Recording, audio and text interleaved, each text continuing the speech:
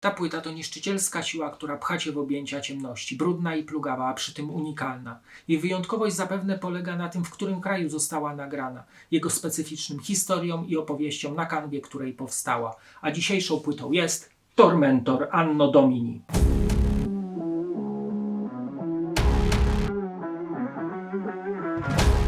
Tormentor powstaje w 1986 na Węgrzech w Budapeszcie. W 1988 wydają swoje kultowe demo Anno Domini, jednak nie mogą go wydać do momentu upadku komunizmu, który do tego nie dopuścił.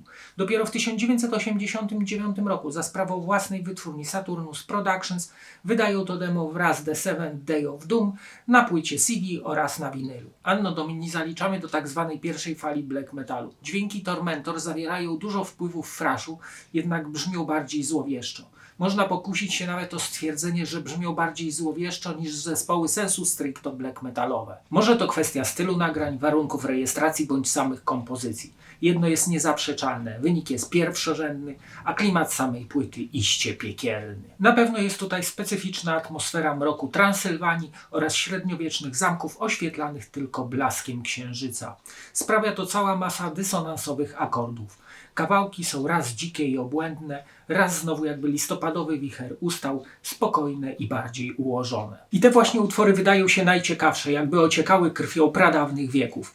Solówki zaś są nieskrępowane, brzmią dziko, dodając trochę melodii do tego całego bezeceństwa. Nie jest tajemnicą, że materiał na salony wywindował Cihar Attila, który jak wiemy udzielił się wokalnie na Mayhem The Mysteries Doom Satanas. Jego popisy na Anno Domini również są niestandardowe. To są diabelskie pomruki z otchłani. Jego głos jest zapewne również wynikową szorstkiego węgierskiego akcentu. On tutaj growluje jak bulldog, jak opętany kaznodzieja, który dokonuje jakichś czarnych rytuałów. Jego styl śpiewania bardzo pasuje do podniosłej, dzikiej atmosfery muzyki. Wydawnictwo zyskało niesamowitą popularność w Norwegii i stało się tam kultowe. Brzmienie jest surowe do tego stopnia, że przy szybszych kawałkach niektóre motywy gitarowe zlewają się w jedną całość, a są one spektakularne i słychać, że Shigetti wyssał fach gitarowy z mlekiem matki. Co jakiś czas występują tu momenty akustyczne, brzmiące klasycznie, wzbogacające klimat grozy. Jednak głównie są to płonące i ostre power chordsy, które za każdym razem zdejmują skalpy z głów. Całość spaja się w ociekający okrucieństwem czarny koncept, który patrząc z perspektywy czasu stał się jednym z najbardziej wpływowych dzieł muzycznych wprost z czeluści piekielnych. To posłuchajmy fragmentów tego kultowego już dema. Płyta rozpoczyna się genialnym intrem, który jest coverem instrumentalnym z klasycznego już horroru pod tytułem Phantasm. Po czym następuje strzał prosto w zęby w postaci utworu Tormentor, skąpanego w lodowatej atmosferze thrash black metalu z tnącymi tremolami, chorym wokalem Attilli oraz miażdżącą perkusją. To maszyny tworzą śmierć, świat niedługo upadnie.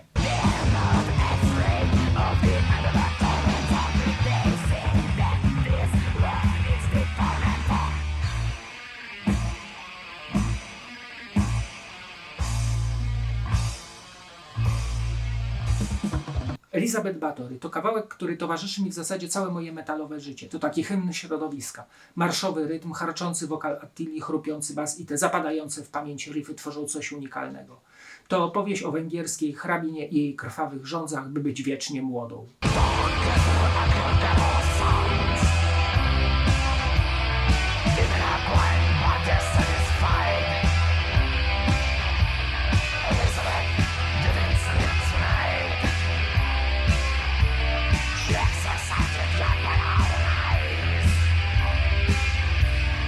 Beyond to nawiedzony utwór z podkładem klawiszowym jak z horroru. Attila wokalizuje tu całkowicie opętańczo. Tu egzorcyzmy nie pomogą. Miarowy rytm doprowadza nas do świetnego solo przy wtórze Beyond, Beyond. Ohydna muzyka wepchnie cię do królestwa ciemności.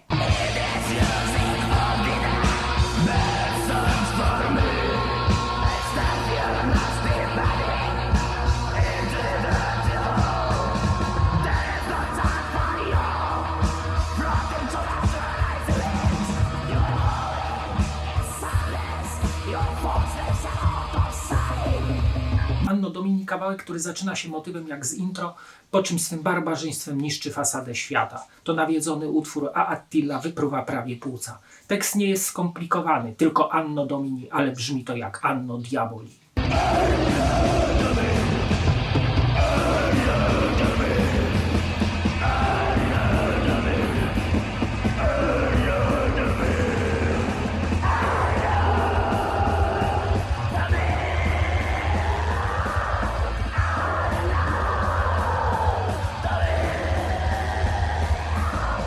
Przejrzyjmy teraz okładkę i wkładkę. Ta płyta miała kilka popularnych okładek, z których najbardziej znane są dwie. Pierwsze wydanie, gdzie okładka była mega kiczowata, gdzie diabeł w przebraniu księdza trzyma na rękach tacę, na której widnieje obcięta głowa siostry zakonnej. Ja posiadam jednak wydanie z Nocturnal Art Production z Norwegii, na okładce której widnieje rysunek średniowiecznego zamku oplecionego konarami drzew. Rysunek jest mega klimatyczny i super pasuje do muzy. Po lewej na górze logo, na dole tytuł albumu. Wkładka jest czarno-biała, rozkładana na raz. W środku na tle zamku wydrukowano tekst do utworu Elizabeth Báthory. Wkładkę zamyka strona, gdzie na tle Vlada Tepesa aka Drakuli wydrukowano skład nagrywający, gdzie i kiedy płytę nagrano, podziękowania oraz adres korespondencyjny do Nocturnal Art Productions. Na srebrnej płycie CD nadrukowano wizerunek prawdopodobnie krwawej Elżbiety. Na stronie zamykającej pudełko na starej karcie wydrukowano tytuły utworów. Anno Domini to surowy jak diabli mroczny black metal.